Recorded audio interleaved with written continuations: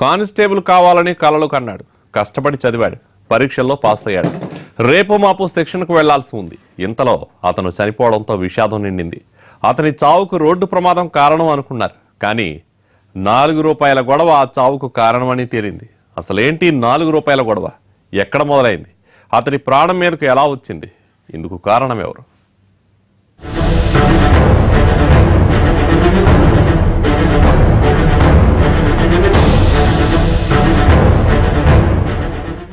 ఇతని పేరు రాజేష్. నల్గొండ జిల్లా సంస్థాన్ నారాయణపూర్ వాసి. పోలీస్ కానిస్టేబుల్ కావాలన్నది ఇతని కల. హైదరాబాద్ కి మకాం మార్చి మరీ కానిస్టేబుల్ పరీక్షకు ప్రిపేర్ అయ్యాడు. ఇటీవల నిర్వహించిన కానిస్టేబుల్ పరీక్షల్లో పాస్ అయ్యాడు. త్వరలో శిక్షణకు కూడా వెళ్లాల్సి ఉంది.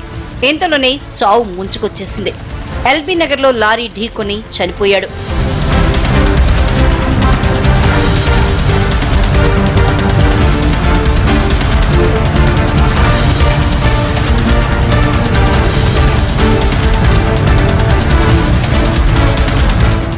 రాజేష్ రోడ్డు ప్రమాదంలో చనిపోయాడని మొదట అనుకున్నారు. కానీ ఆ ఘటనకు ముందు గొడవ జరిగిందని సీసీటీవీ దృశ్యాలు చూస్తే తెలిసింది.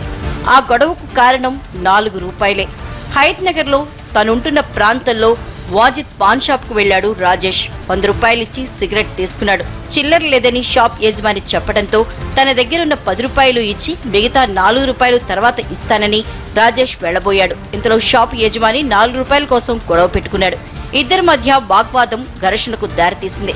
ఇంతలో తన 4 మిత్రుల్ని అక్కడికి పిలిపించుకున్నాడు రాజేష్. పాన్ షాప్ యజమాని కూడా తన స్నేహితుల్ని పిలిపించాడు. ఇరు వర్గాల మధ్య గొడవ జరిగింది. తనకు సారీ చెప్పాలని వాజిద్ డిమాండ్ చేశాడు. సారీ చెప్పాల్సిన అవసరం లేదని రాజేష్ అక్కడి నుంచి విడిపోయాడు. అయితే వాజిద్ స్నేహితులు తిరిగి రాజేష్ ని పట్టుకునొచ్చారు. అందరూ కలిసి కొడుతుండటంతో వారి నుంచి తప్పించుకునేందుకు రాజేష్ పరిగెత్తి రోడ్డు దాటిపోయాడు. ఇంతలో వేగంగా వచ్చిన లారీ ఢీకొట్టింది. రాజేష్ అక్కడికక్కడే చనిపోయాడు. సీసీటీవీలో రాజేష్ ను కొడుతున్న దృశ్యాలు, అతను పారిపోతుంటే పట్టుకున్న విజువల్స్ రికార్డయ్యాయి. దీంతో రాజేష్ మృతికి వాజిద్ గ్యాంగ్ కారణమని తేల్చారు పోలీసులు. వారిపై హత్యా కేసు నమోదు చేసి 5గురిని అరెస్ట్ చేసి రిమాండ్కు తరలించారు.